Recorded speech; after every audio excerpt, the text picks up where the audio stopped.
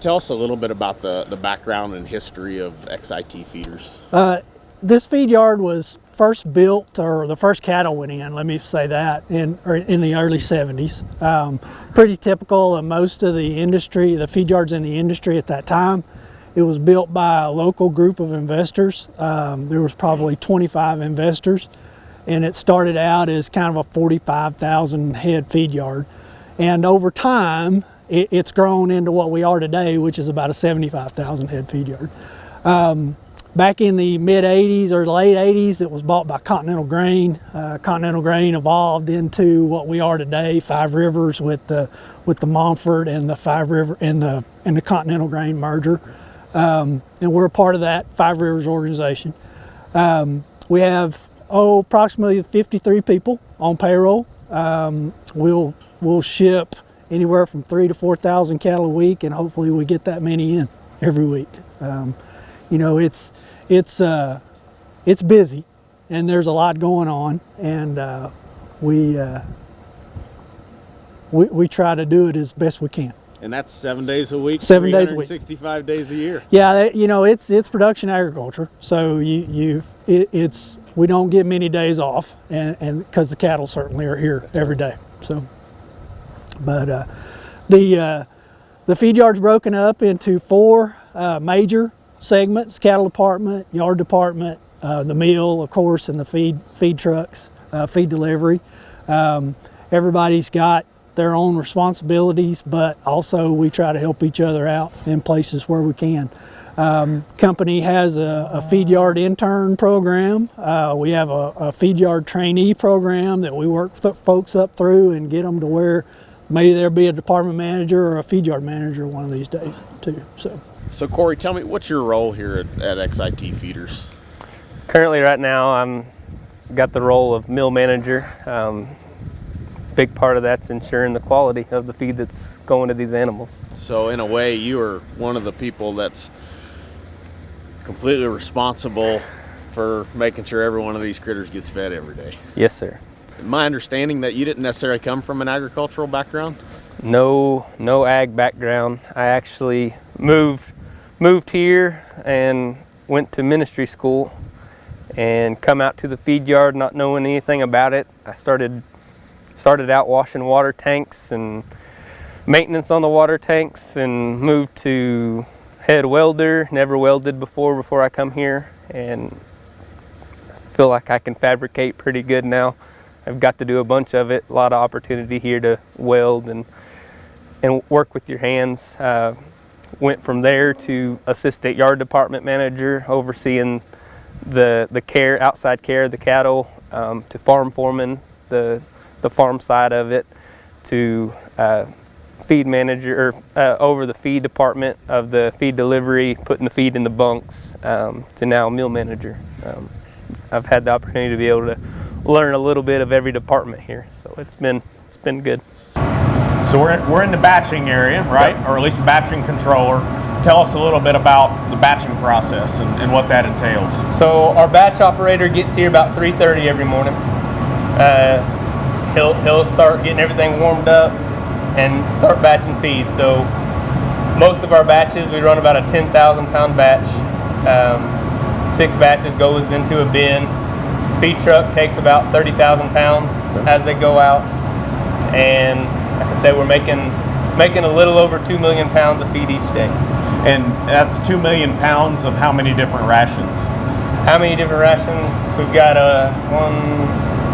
one ration, 2 ration, 4, 5, 6, so 6 rations. Okay. We're making 5 of those 6. Okay. So we've got a corporate nutritionist. They've got this thing down to a science. They want to be able to give these cattle exactly what they need. The cattle like those minerals, the finisher, the sweet bran. So really, it's that nutritionist has put together a recipe, for lack of better terms, exactly. To optimize productivity of the cattle in the yard. Right? Exactly. So it's your job to make sure that what they put on paper is what gets delivered to the bunk, right? Every day. Quality control is what we've got to do. We look at that stuff every day, batch by batch, over variants, under variants, if we're over 10 pounds on a product, we know. You know, we hold that stuff very tightly, because we start getting out of whack. The cattle don't appreciate it too well, not getting the same thing every day. So our number one goal is go home safe every day, and then be consistent in what we do. So, and that's something that, you know, it's very easy to undervalue or overlook, is these are creatures of habit. yes. And the importance of everything day in and day out, day after day, being as similar as possible and ideally the same. Yep. So this is our MCC room. This is where all of our electrical panels and disconnect boxes for lockout, tag out, and all of our equipment is one central location right here to be able to lock out and go check equipment. So you mentioned lockout, tag out. Give us a brief description of what that means to y'all here and doing your job at the mill. It's number one priority, making sure we all go home safe. That's top of our list every day. So lockout, tag out is a program that's high on our list. So anytime before we touch a piece of equipment, we'll come throw the breaker, put our lock on it, go to our computer, test it, and verify that there's no energy going through it before we open up and start working. So this is our batch computer. This is our motherboard of everything that we do. You can see a little bit of all of it. Like I said, our batch operator comes in 3:30 in the morning and gets this thing started. From start of a batch, going into the weigh hopper to finished feed product, right now is taking us about 3 minutes. 3 minutes to go for one batch. So to fill a bin, right now we're sitting around 20 minutes, 22 minutes to fill a bin of feed. Start from the beginning, grain receiving.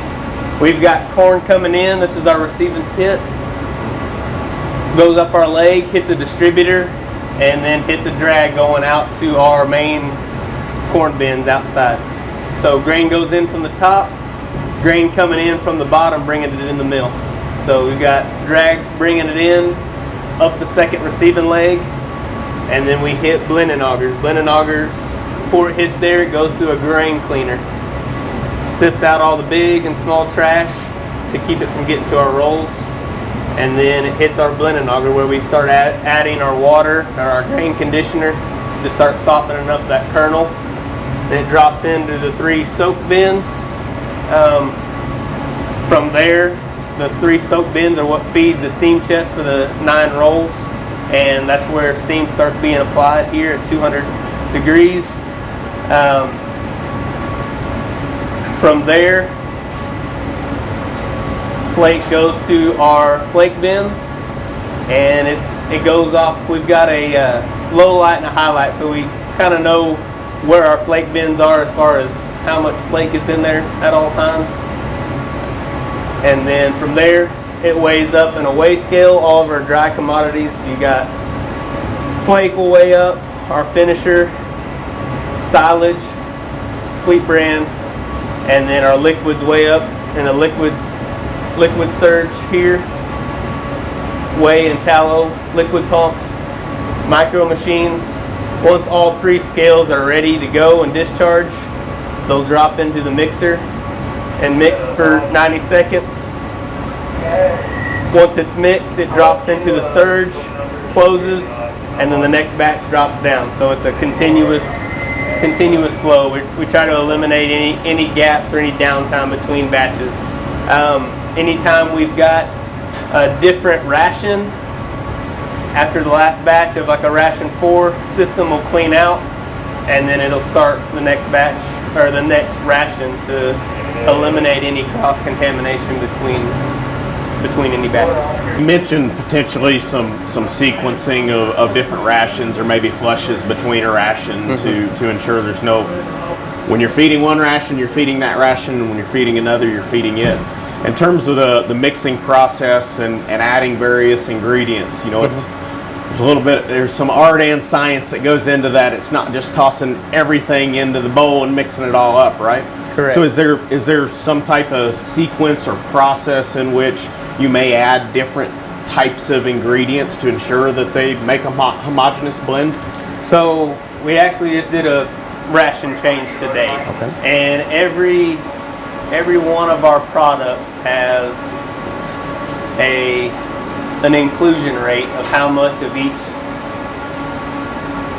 commodity is going into each ration. So we've got an inclusion wanting to reach 100%, and we've got corn at 57%, wheat, which 15, depending on cost of a commodity, depending on dry matter. We went through a dry stage of silage, so we had to take out or add away on a commodity depending on moisture and then availability. So we went through today, we added more tallow and took away some corn.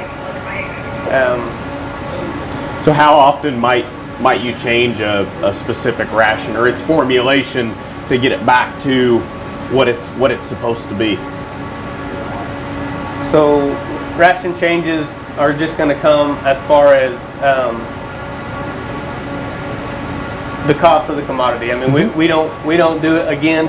On the 2 times we've done it recently is due to silage moisture. Same thing with the rations. If you're not watching it daily, things start getting dry or too wet, cattle are going to react. So the more that we can keep our eyes on what we're making each and every day, the more consistent feed that we can put out. Corey, tell me a little bit about the process of steam flaking. Think about Southern Plains feed yards, we're flaking corn. Yep. Right. And that's a large component of a lot of the rations that are fed on the feed yard. So walk me through the process of going from relatively dry, whole-shelled corn to steam flake corn. Where do we start? So coming out of the bins, we're flaking a little over 1 million pounds of corn flake each day. Okay. Coming in relatively dry. We're gonna add water in a steep tank. We use a product called Easy Flake for a grain conditioner to help that water get to the inside of that corn kernel as fast as it can.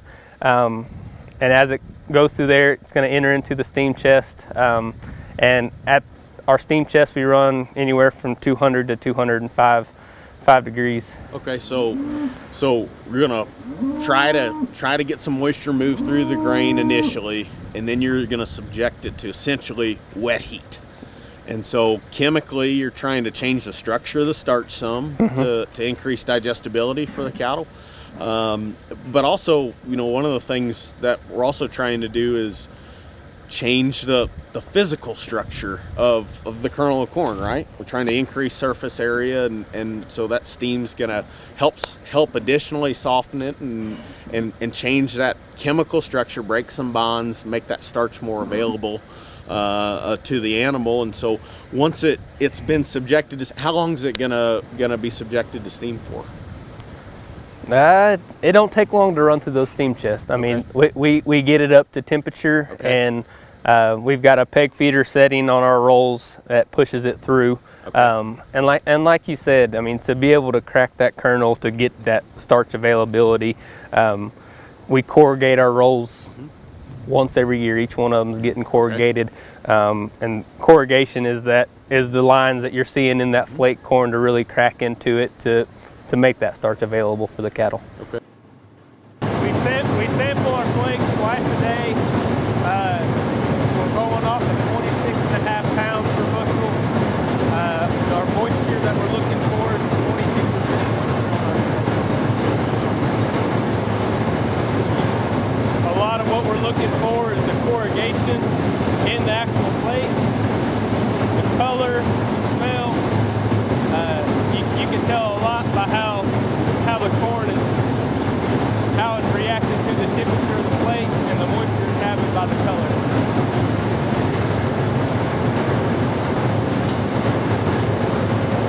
It's a micro ingredients. So we got macro and micro ingredients. Our macros are going to be our corn, our silage, our sweet bran, our big main ingredients. The micros are going to be our small, minute, our small commodities that we're putting in, our drugs. So. And when we say small, we're talking about very, very small. Yes. We could take probably the amount of, so one of these rations could potentially have have all 4 of these drugs in it. And we could probably take the amount that each animal eats every day and probably barely be able to see it in your hands. Yeah, barely in one, probably. Yep. And so these tools are critical for ensuring that we can get that small amount distributed across the entire ration. So we've got seven machines here that are delivering one of up to 4 different potential drugs that ration may contain, and all rations may not contain all of those, right? Yep. You know, one of those is a beta agonist that's only going to be fed to finishing cattle right before a certain period of time, before they go to finishing for growth promotion and feed efficiency. You've got, you mentioned MGA or melangesterol acetate, so that's going to be a progesterone analog that helps to keep heifers from coming into heat while they're on feed, so help to promote growth and feed efficiency of those cattle and try to prevent injuries that might be associated with them riding one another. And that's a big deal, right? We want to try to avoid that because put a lot of time and effort into feeding these animals. We want them to be healthy. We want them to be mobile. We want them to feel good. Yeah, we want these cattle to be comfortable. I mean, from them getting here to them leaving, we do our best to take care of them. So we've got a source of tylosin, so we'd use that for to try to prevent or control liver abscesses, and then a source of the drug monensin, and so that would probably be one of our most widely used growth promotants that does a phenomenal job at promoting feed efficiency. Also helps to prevent some other issues in cattle. You know, where there are feed yards, there are birds, right? And so one of the things that drug is going to help us do is help prevent coccidiosis in those animals. You know, so we mentioned that a lot of, or really in some way, shape, or form, all of these drugs are involved in growth promotion and feed efficiency. And well, you know, one of the things that is really key for us to recognize is that that's one of our major means through decreasing the environmental footprint or impact of feeding cattle. And so when we improve growth promotion, or we promote growth, we improve feed efficiency, we decrease emissions of greenhouse gases. We decrease emissions of other nutrients or compounds that may potentially have an environmental impact. So, you know, these are important from what we do from a feed yard productivity standpoint. They're also important technologies for us to use to continue feeding cattle and doing it in a way that minimizes any negative impact, but ultimately has a positive impact on the environment.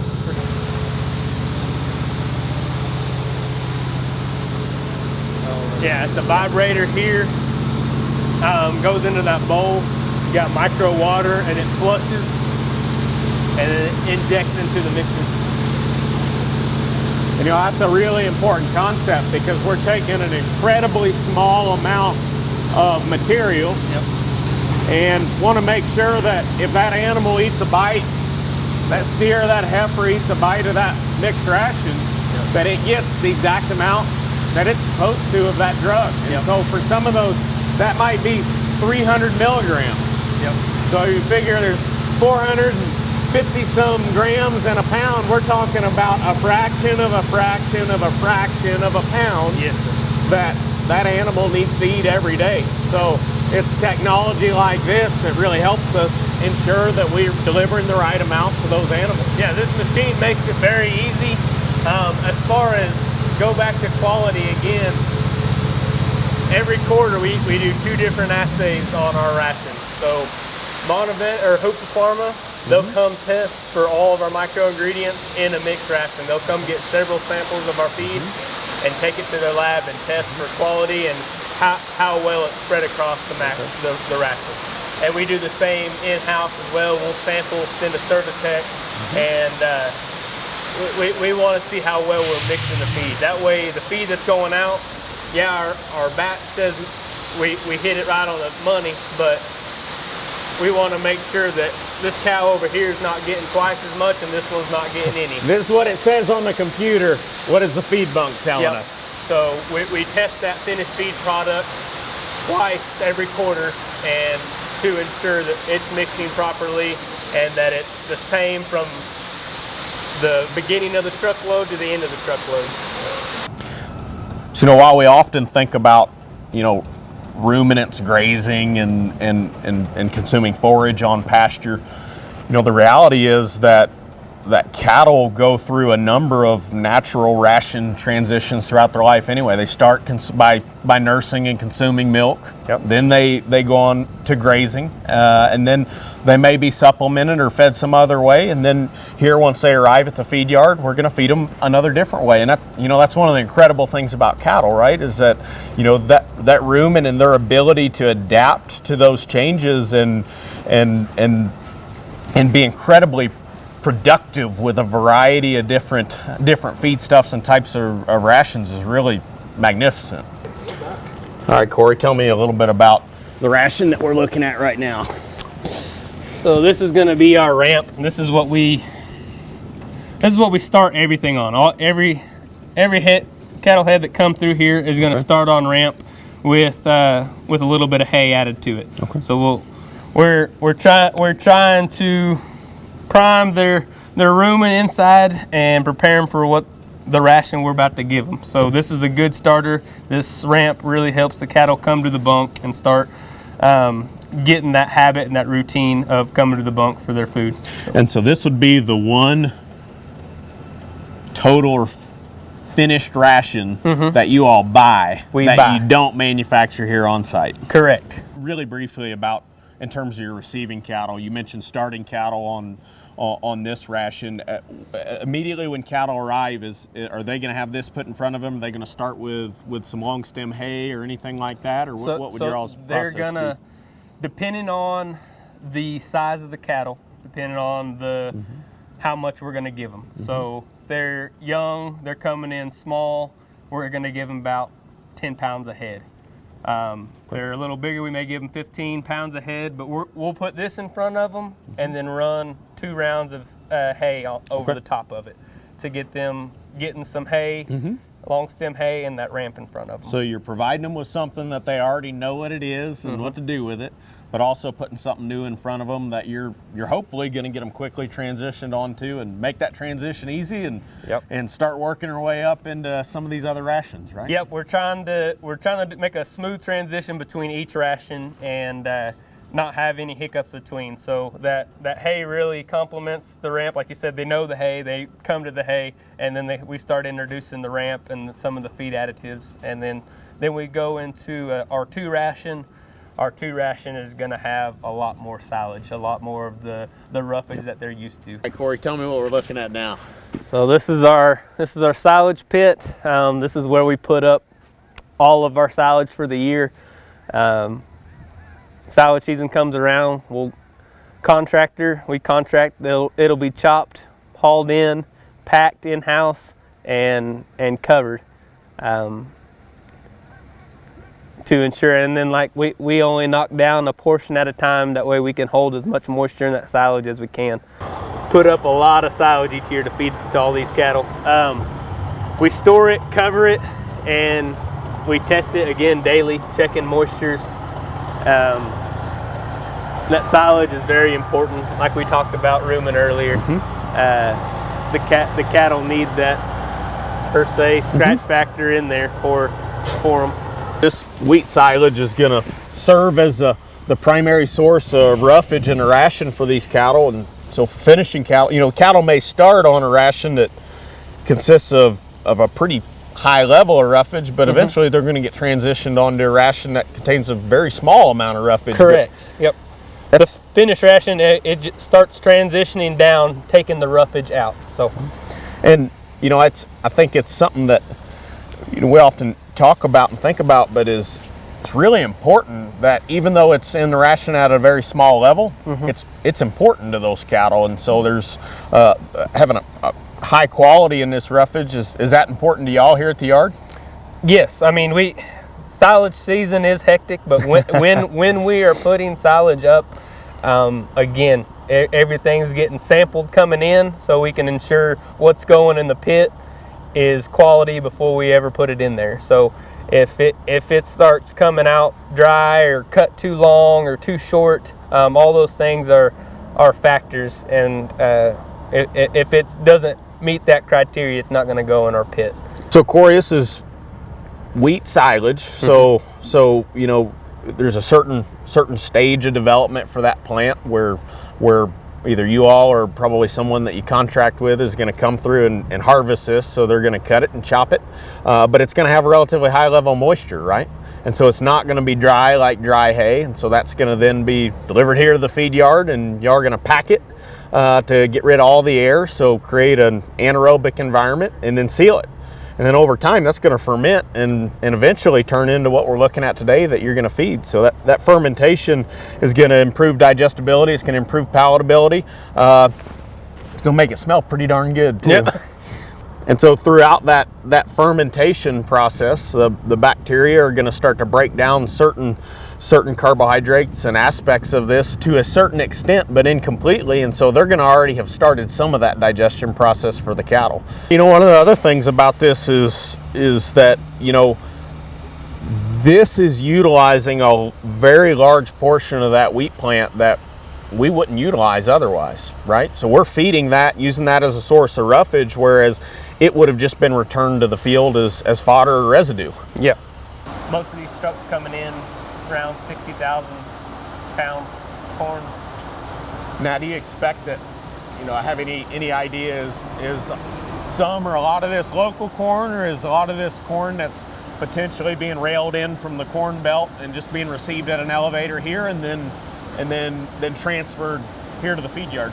Maybe a percentage of it, but a high percentage of our corn is coming local. Okay. A lot of local farmers that grow the corn that we're feeding. How long is a kernel of corn going to sit here once it's received until it's hopefully in the mouth of a steer or heifer? So we've got 4 big grain bins here, and it's not going to sit in there long. We cycle through all 4 of these bins frequently. So we've got a process where if we get one filled, we'll go to the next. So if we went, say, one of our smaller bins, it'll take a little under a day to get rid of. So you're looking at 2 days there. The big bins take about 4, 8, so about 10 days to clear all 4 of these bins before we can start setting them in. We receive grain five times a week. We don't receive Saturday and Sunday. Okay. We probe and test every corn and truckload that comes in. It's being probed right now, and we're testing moisture, we're testing broken matter, because again, we're paying for the highest quality corn, and we're wanting to give the highest quality feed to the cattle. So if we've got a lot of trash in the corn, we don't accept anything over 5% damage on corn kernel trash matter. And then moisture we'll accept. The drier the better for us. We can always add water.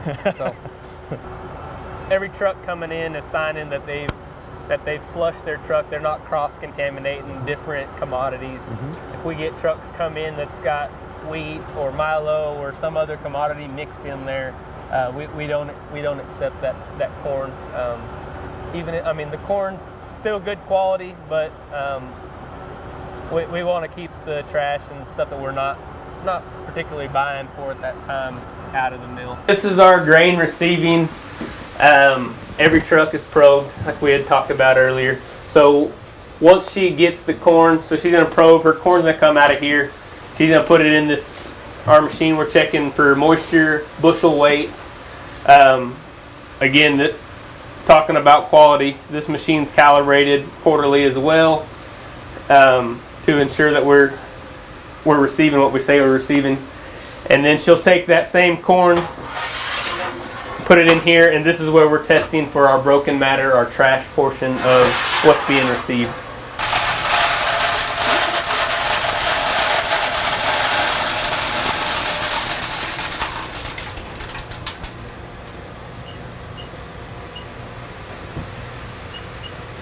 So each truck driver is given a ticket at the main scale. So they got a weight coming in, and she's plugging that truck number into the machine. Now she'll put the corn sample in the Dickie John machine. That way when the ticket comes out, it's got the same truck number on the sample. And so really one of the things this machine is doing is measuring bulk density, right? And so that's how you're getting to that bushel weight. Yep. So, yep, approximate density, bushel weight 60, moisture 14%. There is just a few minor, older or dried up corn here, mixed in with some newer corn, it looks like. Moisture tested, come out 14%, which, I mean, visually looking at it, I would say looks a little drier than what that come out to say. So, what was broken matter on that? 0.7. So, I mean, trash-wise, there wasn't much there. I mean, we could have sit here and picked through some of these kernels and threw them in there, but yeah. Here's one truck today that did get rejected. Okay. And it was 11% trash. Yep. Corn looks fine. Just had a lot of broken trash matter, a lot of cob, a lot of bees wings. Do you do any other types of testing, just for an example, any mycotoxins or mold or anything like that? So that, again, that's through our BQA process, so we'll test for that. Again, in the region and area we're at, the aflatoxins, like that's not something that we really see in this area. So again, yes, corn, we'll test that. We'll send that off weekly. Servitech send it off. As a grain receiver, this is where we're testing dry matter. Tell us a little bit about what we're looking at. So we've got each one of our rations, each one of our commodities separated here. So we've got our 6 finished rations, sweet bran, silage, and you got our whole corn, flake corn, airlift corn. And again, we'll put this in, and it'll sit overnight on a 24-hour cycle. So we'll put it in 9 o'clock in the morning. Next morning we'll take it out at the same time and cycle through. And that's done 7 days a week, every day. Again, like we talked earlier on dry matter, it's very important for what we're doing as far as quality and consistency, and adjusting the intakes and rations according to our dry matter. So you're weighing, drying, weighing again, measuring disappearance of water, and using that as a means of ensuring that you're delivering the amount of dry matter that you expect to every day. Correct. Yeah, so we're testing commodities before they go into the ration, and then in the long run you're testing the final ration too, of seeing what that's going to look like. So. All right, Corey, so tell us a little bit about the sweet bran. So, like we were talking, this is our sweet bran product. Again, not anything that we make here on the feed yard. We get trucked in from Cargill here locally, and again, using it for a main source of protein that we're giving to the cattle. And it's got that sweet, good smell to it, so the cattle like it. So. And it's, this is going to be a co-product of corn wet milling. So taking corn and fermenting that starch and using that as a means of producing high fructose corn syrup, other sweeteners, and a number of other different product streams. This is going to be the residue that's left over that is incredibly valuable to y'all here on the feed yard to feed cattle. And this is something that is not edible for humans, so we wouldn't use it, and something that is highly valuable as a feedstuff. The other thing about this that may be a little more difficult to see is that it's got some moisture to it. It holds. You can hold and make a ball out of it pretty good. I mean, it should have pretty good moisture. Yeah, and so it's probably going to be somewhere in the vicinity of 40% moisture or so. And yep. And so one of the things we mentioned is is consistency. That's important for y'all to know, but also there's a little bit of value in moisture going into that ration, right? Because you're taking a lot of some potentially dry ingredients and trying to get them all to mix together, and so some of that moisture really helps with blending, right? Yes. So the different variations of commodities, we've got dry, we've got wet, we've got moisture. I mean, and all that's playing into factor of the finished product, of where we're wanting that product to be. We use the word residue, but really this is a valuable product that remains after the starch from corn has been removed. That starch has been removed to produce something that we use as humans, or many things that we use as humans. But the inedible leftovers are quite valuable for us here on the feed yard. For the cattle, for the feed stuff, like you said. All right, Corey, where are we now? So this is our roughage barn. We just looked at our silage and our sweet bran, and these are our roughage pits. So okay, we've got a front end loader. Comes in, and he constantly keeps these pits full all day. So he'll fill the silage and fill the sweet bran. You're looking at the pits right now. It's got 2 augers, an agitator, drops down into our roughage basement.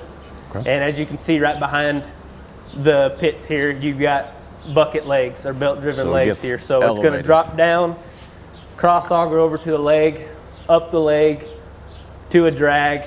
That drag drops it straight into our weigh hopper. Okay, and so then that's put it into the cycle with these other ingredients that we've talked about, right? Yes. So that's the means through which this is getting into that blend that's eventually going to get delivered to cattle.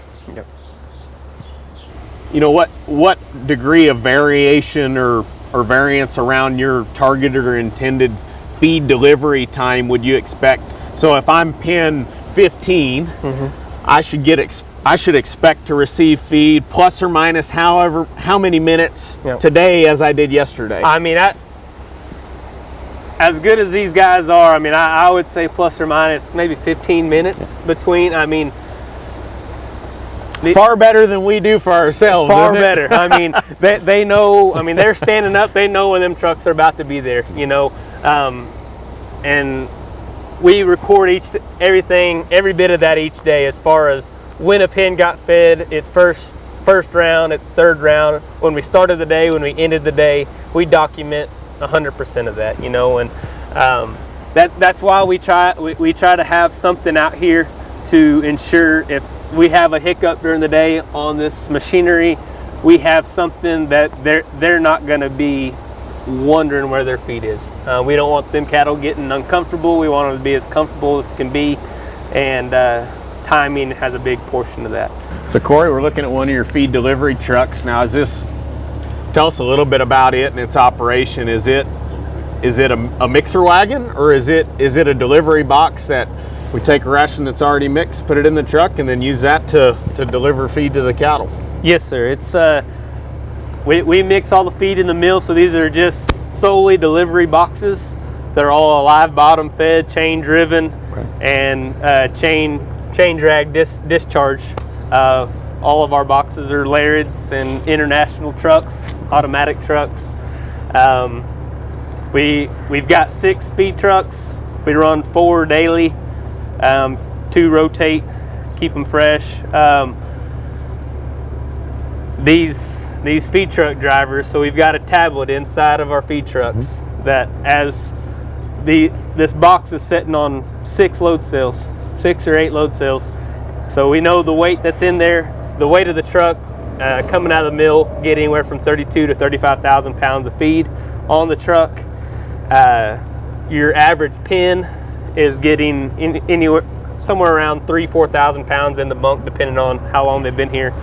So feed truck driver gets to the bunk, hit start on his tablet, drop the chute, and it's got the feed call on your tablet. You know how much weight they're supposed to get.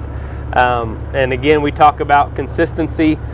The load cells and that computer is communicating. At the end of the day, no pen can be plus or minus 50 pounds within its call. Okay. Either it's going to get a truck come and give it more, or shoveled out. So okay, it's getting exactly what it's called for. So as feed calls, we run a slick bunk system. Okay. So we've got night watchmen that'll ride the yard at nighttime and document when the pen goes slick. Feed crew comes in. Bunks get read 4 times from end of day to before the truck in the morning. The whole yard will get read 4 times, and they'll get their call adjusted according to when they slicked. If they slicked really early, our computer we're gonna give it more feed, that pen more feed that day. If they're leaving feed, we'll take it away. We don't want to. We're not trying to just pile it in front of them. Well, and you're trying to avoid overfeeding and underfeeding, right? Correct. Because there can be really negative consequences of either of those. Yes, sir. And you mentioned, a within 50-pound tolerance of what that pen is delivered every day. So if we're talking 200, 250 head pens, 50 pounds split across those 200, 250 head, we're talking about a very, very small potential margin of error, right? We're talking about very high tolerance. Yep. And these tablets communicate with our computer system. So as soon as the feed truck comes through, they'll deliver a load or 2, they'll come through, they'll post their feed. And then we can see inside of each pen what the call was and what the actual that went into the bunk. So, and then outside of that is the delivery portion of it, being consistent across from start to finish of the bunks. How does the bunk reader take what they're visually observing at the feed bunk level? How does that information get translated back or transformed into something that's useful for you all at the feed mill? So slick bunk is going to be nothing left when we're going off of that system, and it's going to be based off of the time. So like we said, we read at 6, 9, 1 a.m., 4 a.m. So if these cattle are slicking at 6 o'clock tonight, that tells us they're hungry. We've got an automatic feed call system that will project days on feed and the ration they're on, and it'll give them a certain amount. Us as feed callers, if we feel like these cattle need more or less than what we adjust off of there. Going through the 6 o'clock, 9 o'clock, 1 o'clock, the night watchman, all he's doing, he's going down the feed alleys, he's just calling it whether it's slick and check marking it. And then he gives that document to the feed crew when they get here at 4. When the feed crew is going through, all they're looking for is feed in the bunk. So when they can drive down, they'll see feed in a bunk, they'll stop, they'll make a decision of how much feed is in it, and then we'll take that amount times 2 away from them that day. Okay. Now, Corey, this may not necessarily be part of the feed milling department, but we're standing here pretty close to some waterers. How important is water to these cattle? Water is, if they don't have clean water, they're not going to eat. No, I don't care how good we make that feed, they're not going to eat if they're not getting clean water. So we've got employees on the feed yard that circle this feed yard once a week and clean these water tanks and make sure we've got good clean water. As far as pen condition, every time a pen moves to another or a pen ships, we call it changing the sheets. You go to a hotel room, you like clean sheets. We want the same thing for the cattle. We want them to be comfortable and they've got clean area surface to walk on. So we'll have a loader come in, scrape the bunk pad, scrape the tank apron, and fill holes and just make a flat, clean surface for them to walk on. So. Here's our starter ration, or 1. This is our ramp. These are cattle that have been here less than 30 days, a few weeks. So this is what they're going to start on. From here, they'll go transition into our 2 ration. If you look at the cattle right next to them, these guys have probably been here longer than 30 days. And we've transitioned them into our 2 ration. Our 2 ration is just going to be a higher roughage ration, a lot more silage. So these cattle, they'll come in and they'll start on our 1 ration, and then they'll transition first round 1s, second round 2s. And then as time goes on, they'll go to a 2-2 split, and then transitioning into our our 4 ration. They'll go to a 2-4, 4-2, and as time goes on, they'll be on straight 4 ration until they get to their Optiflex or Actigain. The last 30 days, they'll get that ration. So ultimately, though, the cattle will spend the bulk of the majority of their time at the feed yard on a low roughage finishing ration. Correct. So you're going to cycle through these various rations to get them to that point, but ultimately that's the objective, right? Is want to get them there really as quickly as you can get them there, right? Yeah. And why is that? Why is it important that we get them to one of those, corn and concentrate based finishing rations versus keeping them on one of these, high roughage receiving type rations? A lot more value, I guess, out of the 4 ration. A lot more of the weight gain and finishing processes of the cattle are there. So the quicker we can get it there, the more nutrients and more that we can get to that animal. Yeah, they're going to be much more efficient at utilizing that finishing ration than they are the receiving ration. Mm-hmm. And ultimately, we talked a little bit about environment and greenhouse gases. This final finishing ration is going to be our most environmental friendly ration that we can feed. I mean, consumers should feel good, feel confident that beef that they're consuming, regardless of how it was raised, but especially if it was raised in a conventional way, is safe to consume. Yep. A lot of things that y'all do here to make sure that that's true. Yep. That's our priority for sure. So Matt, tell us a little bit about your role with Texas Cattle Feeders Association. So I am the Director of Feed Yard Services. Day to day, I help manage our BQA program at our member feed yards. We go out once a year, staff members here or with TCFA go out once a year to each yard that's on our program.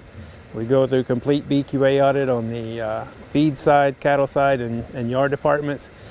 It's making sure that they're doing everything they can to produce a safe and quality beef product, whether that's through doing quality control aspects of the feed side, making sure that the animals are passing withdrawal dates on the cattle side, and then making sure all of the pens, whether that be feed bunks, water tanks, or the pen surfaces are in great shape and the cattle are being cared for, and their comfort's one of the priorities. Making sure that when they before an animal is shipped from a feed yard, the cattle department will run the cattle's or the treatment history on any of those animals that go through into commerce to make sure that they've cleared their withdrawal date from whatever injection they may have been given, whatever medicine they've been given. All medications are given a withdrawal date by the FDA. So if those animals haven't met that withdrawal date, then they are not cleared to leave the feed yard. So the TCFA BQA program is much more than just a training program. It is a full circle, well-rounded, complete process. Yes. So it's basically just another set of eyes that the feed yard has to check to make sure that they're doing what's required, whether that be from the FDA or what other regulatory agency, to make sure that, again, I mean, the key here is that the meat that goes into consumption to the general public is not only wholesome but safe and of the highest quality.